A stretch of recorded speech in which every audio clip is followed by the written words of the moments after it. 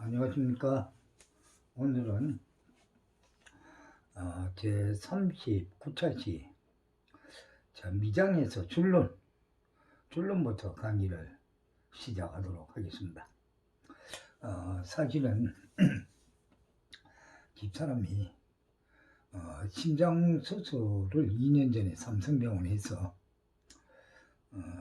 계속 지내다가 지난 19일 날 독감 예방 주사를 맞고 난 뒤부터 호흡곤란이 와서 이 공종합병원에서 안 된다고 해서 큰 병원으로 가라고 해서 토요일 날 오후에 집사람을 태우고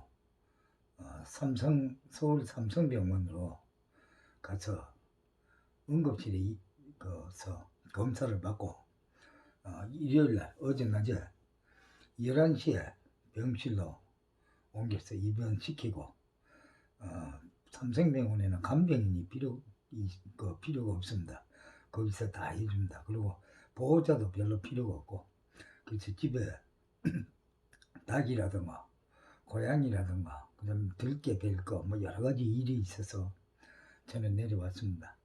그러나 제가 시간이 되면 한 여러분들과 같이 건축 시공 현장 실무라는 강의는 어떤 일이 있어도 끝까지 마무리를 하겠습니다. 마무리를 하고 여러분들도 많이 구독해서 저에게 힘이 될 수 있도록 도와주시기 바랍니다. 오늘은 줄눈부터 시작하겠습니다.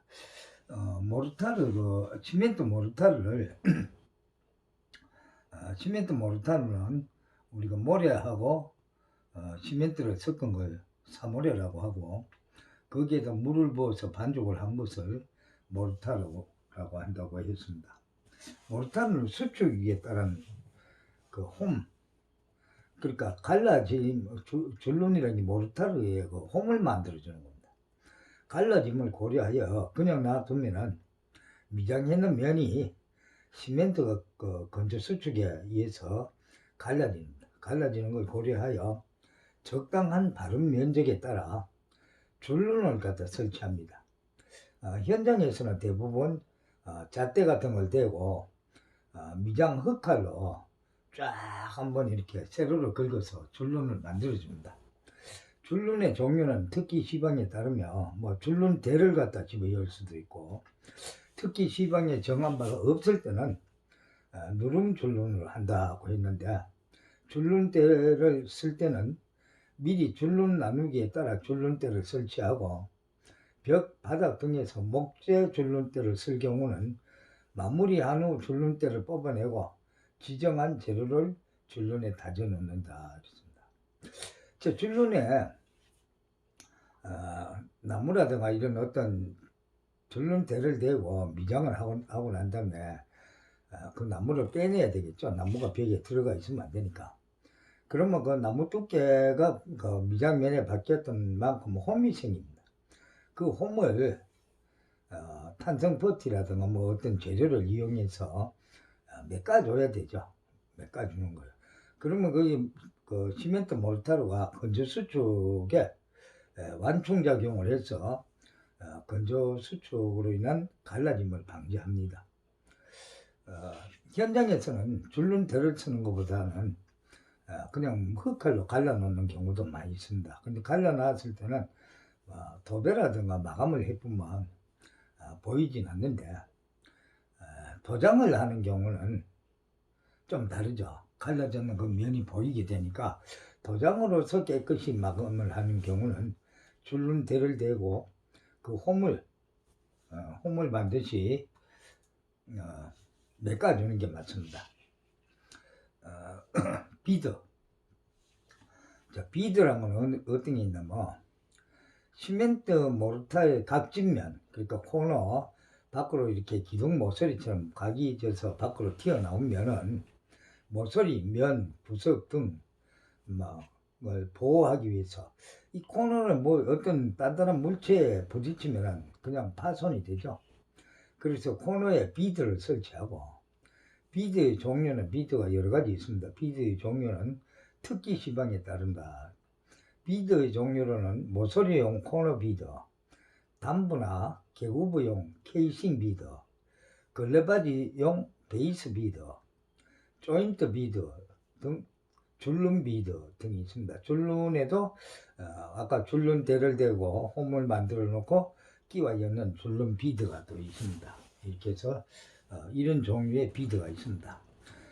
코너 모서리 비드는 지금 여기 사진이 없어서 저한테 나중에 사진을 준비되면 블로그에도 똑같이 올리고 있으니까 블로그에 올리도록 하겠습니다. 이렇게 해서 그 건조 수축 방지를 하는 또는 코너 보호를 하는 이와 같은 마무리를 해야 된다는 겁니다. 그렇지 않고 코너가 값진 게 그냥 있으면 어떤 물체로 부딪히면 깨져버리죠, 모서리가. 그 다음에 현재 와서 그 셀프 네벨링제를 굉장히 많이 사용하고 있습니다. 셀프 네벨링제 바르면 재료는 석고계 셀프 네벨링제는 물이 닿지 않는 실내에서만 사용한다. 그러니까 석고계 셀프 네벨링제를 사실은 제일 많이 쓴다. 이 건물 외부에 하는 게 아니고 실내에다가 주로 많이 한다. 물이 닿지 않는 실내라고 한다고 해서 뭐 물 청소를 못하고 걸레질을 못하고 그렇지는 않습니다. 뭐 상시적으로 비 맞고 외부에 강설에 뭐 저거 되고 그런 곳 아니면 괜찮다. 재료는 밀봉 상태로 건조해 보관해야 하고 직사광선으로부터 보호해야 한다. 바탕은 콘크리트. 자, 바탕은 우리 콘크리트 바탕에 많이 하죠. 대부분 다. 콘크리트 바탕에 보면은 콘크리트 이렇게 탓을 하면서 약간 낮은 곳에는 물이 고여 있어요. 콘크리트 고름질 하다가 보면 평활하게 이렇게 고르다 보면 물이 고이게 되면 레이턴스가 앉게 됩니다. 그 물에 비중이 가벼운 시멘트 가루라든가 뭐 불순물들 떠올라가고 나중에 마르고 나면 그 부분만 하얗게 이렇게 백색 가루가 생깁니다. 그걸 갖다 레이턴스라고 하고 유지류, 뭐 기름 같은 거, 뭐 이런 것들 등을 완전히 제거하고 깨끗이 청소해야 됩니다. 레이턴스 이거 제거 안 하면 셀프 네빌링제 해봤자 콘크리트 접착이 안 되고 그 부분이 깨져서 들떠서 일어납니다. 그래서 어떤 그 종류의 공정이든 도장이나 타일이나 미장이나 뭐 어떤 부분이든 간에 우리가 기존에 있는 벽에 붙이는 데는 방수도 마찬가지고 붙여서 하는 부분은 바탕의 청소가 기본입니다. 기본이고 이것이 이제 뭐 화재의 원인이 됩니다. 이런 걸 게을리 합니다. 그 다음에 크게 뭐 튀어나와 있는 부분은 미리 제거해서 바탕을 매끈하게 만들어줘야 되겠죠. 조정을 해준 뭐 콘크리트 자갈이 툭 튀어 올라와 있다든가 뭐 이런 것들이 있을 수가 있습니다. 그 다음에 제조업자가 지정하는 합성수지 에멀전을 이용해서 1회에 실러 바르기를 하고 건조를 시킵니다. 합성수지 에멀전은 일종의 그 프라이머죠. 프라이머를 이용해서 1회 실러 바름, 1회 바닥을 한번 싹 발라서 접착제 역할을 할 수 있도록 발라줍니다. 그 다음에 공정. 자, 거기 바르고 나서 경화가 되고 난 뒤에 굽고 난 다음에 셀프 네벨링제 바름 공정은 제조업자의 시방에 따라 생략 가능하다. 제조업자가 이렇게 시방서를 쭉 해놨는데 거기에 따라줘야 되겠죠. 그 다음에 바름 두께는 셀프 네벨링제 그 바르는 두께 10mm 이하인 경우는 모래를 혼합하면 안 돼요. 모래를 혼합하면 깨져서 들뜰 수가 있습니다. 혼합하지 않고 바름 두께가 10mm 이상 20mm인 경우 제조업자가 지정하는 모래를 지정량 섞어서 바릅니다. 혼입량의 표준은 일반적으로 30에서 100%인데 100%는 많고 30에서 50% 범위 안에 모래를 좀 섞습니다. 그 셀프 레벨링 아주 부드러운 모래. 그러니까 뭐 조족 살 때 쓰는 것처럼 그런 굵은 모래가 아니고 고운 미장할 때 쓰는 것처럼 굉장히 부드러운 가는 모래. 쉽게 말해서 시사라 그죠. 시사. 그 시사를 일정 부분 섞어서 좀 두께가 두꺼울 때는 섞어서 사용한다. 이제 시공은 재료의 혼합 반죽. 그러니까 합성수지 에멀전 실러는 지정량의 물로 균일하게 묽게 반죽해서 사용한다고 했는데 합성수지 실러 그 에멀전 실러는 지정량의 물로 균일하게 묽게 반죽해서 한다고 하는데 굳이 이 내용은 이렇게 돼 있지만 우리 그 도장할 때 사용하는 수성 프라이머나 그 바인다를 갖다가 실내 대신 바르면 됩니다. 이렇게 또 그것도 너무 그 놀라칠이 안 되고 붓칠이 안 될 정도로 좀 경화가 됐을 경우는 물로 좀 섞어서 붓칠이나 노라칠이 잘 될 정도의 양만 물을 섞는 거예요. 섞어서 그걸 바르는 거예요. 아주 고르게 바르고 붓고 난 다음에 셀프 레벨링 발음제는 제조업자가 지정한 수량으로 소요의 표준 연도가 되도록 기계를 사용하여 균일하게 반죽한다. 근데 서곡의 셀프 레벨링제는 시멘트 포대처럼 이렇게 포대 속에 들었습니다. 분말로 되어 있습니다. 그거를 어떤 통에다 붓고 물을 약간 이렇게 섞어가 한 번에 너무 많이 섞지 말고 섞어가면서 수량을 그 반죽 질기를 봐가면서 전동 그 교반기, 그러니까 뭐 볼방 같은 데 앞에 날개가 달린 전동 교반기로 갖고 물을 부어가면서 반죽을 합니다. 반죽을 하면 껄쭉하게 어떤 죽처럼 이렇게 됩니다. 그래서 반죽을 해서 실러 바르면 제조업자에 지정된 도포량으로 바르되 수밀하지 못하는 부분은 2회 이상에 걸쳐 도포하고 셀프 레벨링제를 바르기 2시간 전에 완료한다. 그러니까 실러 바르면 한 번 바르거나 또 뭐 그렇지 못하고 바닥이 좀 부실한 부분은 2회 정도 바르는데 이 수성 프라이머나 바인더로 발라도 된다고 그랬습니다. 도포하고 그다음에 2시간 정도 지나고 경화가 되고 난 다음에 셀프 레벨링제를 바릅니다. 뭐 2시간이라고 했는데 2시간이나 한 3시간 후에 바르게 되면 됩니다. 그 다음에 셀프 레벨링제 붓기. 자, 연도를 일정하게 한 셀프 레벨링제를 시공면 수평에 맞게 붓는다. 이때 필요에 따라 보름 도구 등을 이용하여 마무리를 한다고 했는데, 자, 셀프 레벨링제는 죽처럼 이렇게 반죽이 됩니다. 반죽이 된 거를 비장할 바닥에다가 들어붓습니다. 들어붓고 나면은 어떻게 고르느냐. 고르는 거는 잠깐 칠판을 보겠습니다. 자, 고르는 거는 셀프 레벨링제를 들어부어 놓고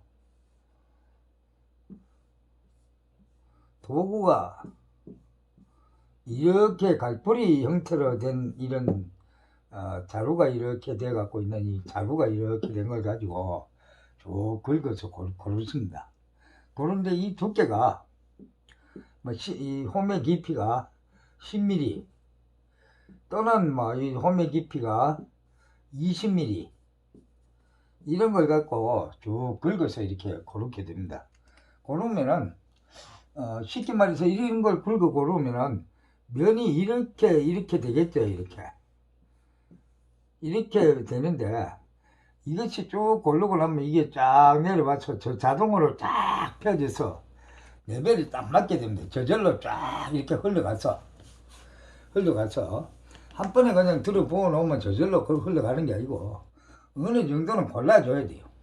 골라주면 저절로 쫙 펴진다.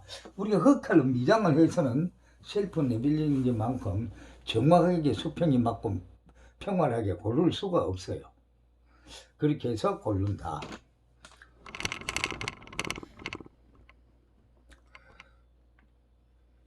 다시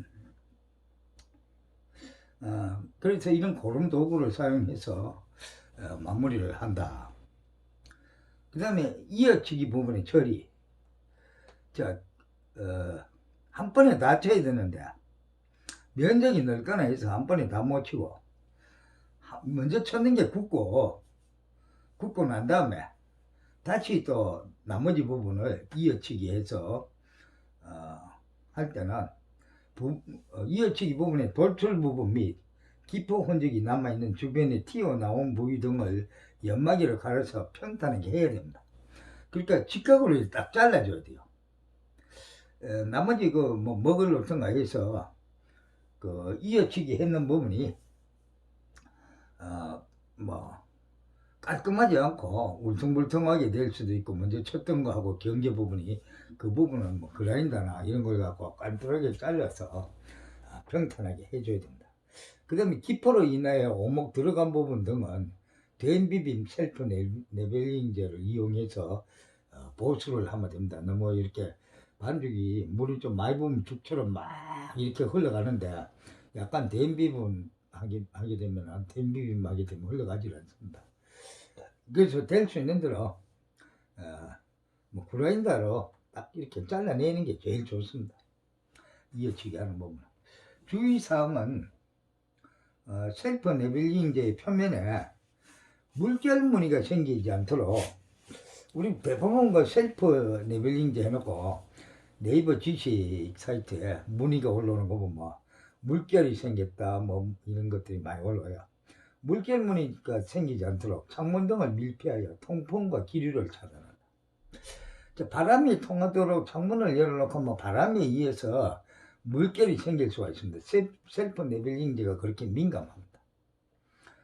그렇게 민감하기 때문에 이런 부분을 해야 되고, 그 다음에 셀프 네빌링제 시공 중이나 시공 완료 후에 기온이 5도씨 이하가 되지 않도록 한다. 자, 5도씨 이하가 되면 동열을 입을 수가 있습니다. 그래서 항상 뭐 겨울철 같은 거는 난방을 한다든가 어떤 방법을 통해서 기온이 5도씨 이상으로 이하가 되지 않도록 해야 합니다.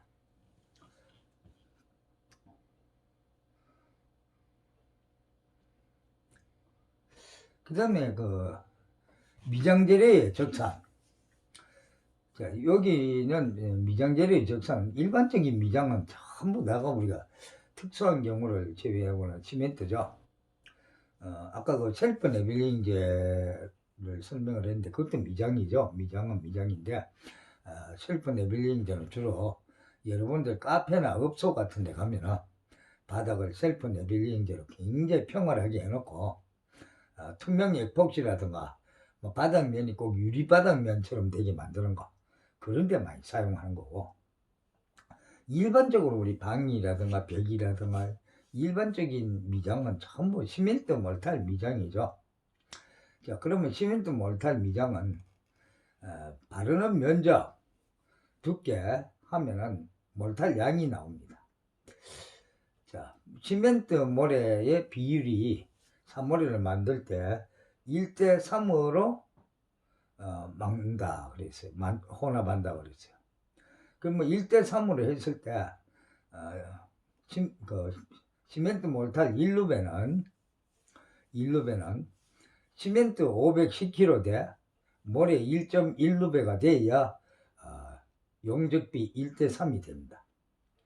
몰탈 양은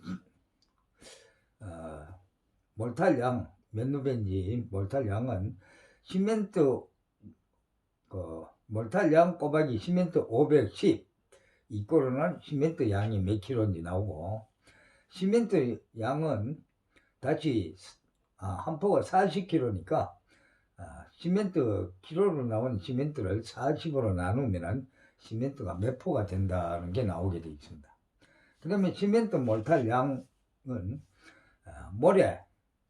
모래는 1.1루베 1.1루베는 시멘트 몰탈 양 곱하기 1.1 하면은 모래 양이 나와집니다. 자, 그러면은 우리가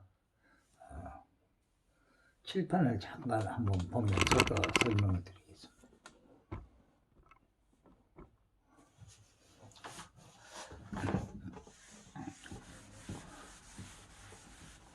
자, 우리가 벽이 미장한 면적이 3m고 건축에는 지수가 전부 미리를 쓴다 그랬어요. 3m고 길이가 10m짜리 벽면에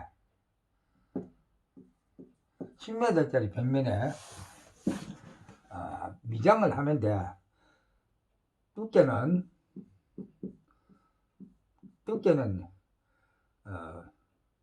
23mm를 한다. 우리가 표준 시방서에 비 맞는 외벽의 벽이나 바닥은 전부 23mm라 그랬어요. 그 다음에 실내의 천장이라든가 벽은 15mm 또는 12에서 16mm 뭐 이 범위 안에 들어가면 됩니다. 그래서 23mm를 한다 그랬어요. 자, 그러면 우리가 계산을 해보면 높이 3m 곱하기 10m 이렇게 하면 30평방미터라는 면적이 납니다. 면적에서 23mm를 다시 곱해줘야죠. 23mm는 메타수로 고치면 0.0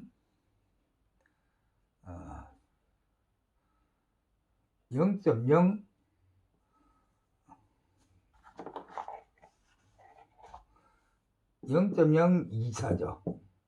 이렇게 하면 시멘트 몰탈이 얼마가 나오는지 나와집니다. 몰탈 양이 나옵니다. 그러면 잠깐 우리가 계산을 한번 해보고 갈까요?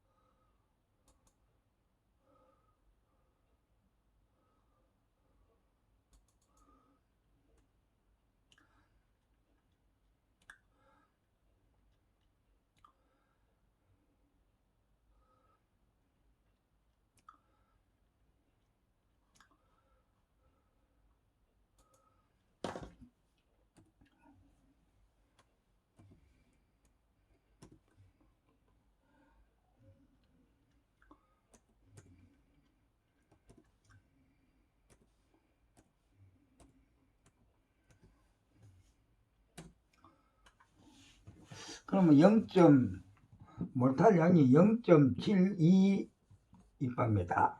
0.72 누베죠. 그러면 0.72 누베가 시멘트 몰탈을 반죽을 해 놓은 양이죠. 그럼 몰탈 양이 0.72를 갖다 바르는데, 시멘트가 그럼 얼마 들어갔냐 곱하기 510kg. 시멘트는 아닙니다. 나누기 곱하기 곱하기 0.72 곱하기 510kg.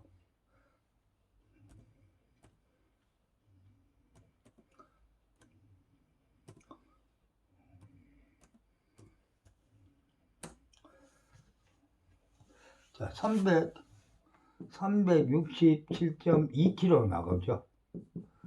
자, 367.2kg 나오는 거를 몇 포가 들어가느냐? 그러면 367.2kg를 나누기 40. 자,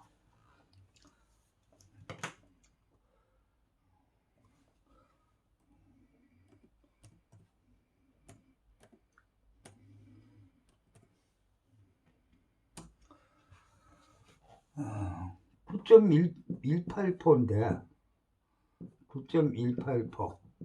자, 9포, 뭐 10포 가져야 되겠죠? 시멘트는 10포다. 그렇게 어려운 게 없습니다. 시멘트는 이렇게 하면 내가 시멘트를 작업자한테 몇 포를 사줘야 될지 계산이 나오고, 그 다음에 모래는 2박미터에 그 1.1누베가 들어간다 그랬으니까 0.72누베니까 0.72 곱하기 1.1을 하면은 바로 모래가 몇 누베인지 나오죠.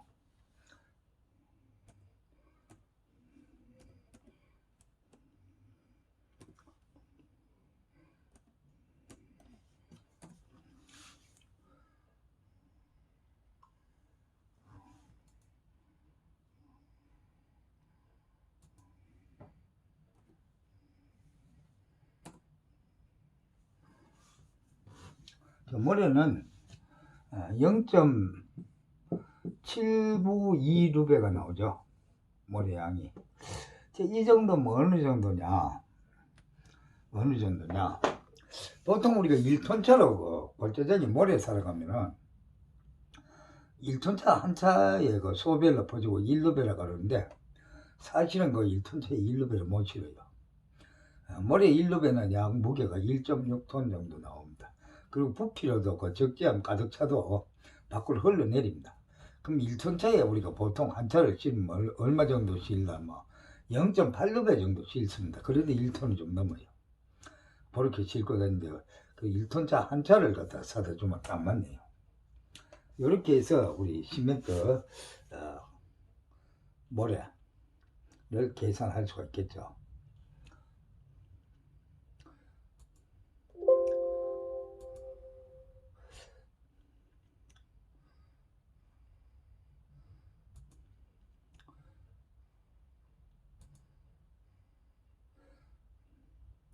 자, 그러면 우리 이제는 시멘트 미장은 앞으로 개선도 할 수 있을 거고, 오늘로서 미장공사는 제가 마치고, 다음 40차시부터는 방수공사를 공부를 하도록 하겠습니다. 자, 수고했습니다. 다음 시간에 뵙겠습니다.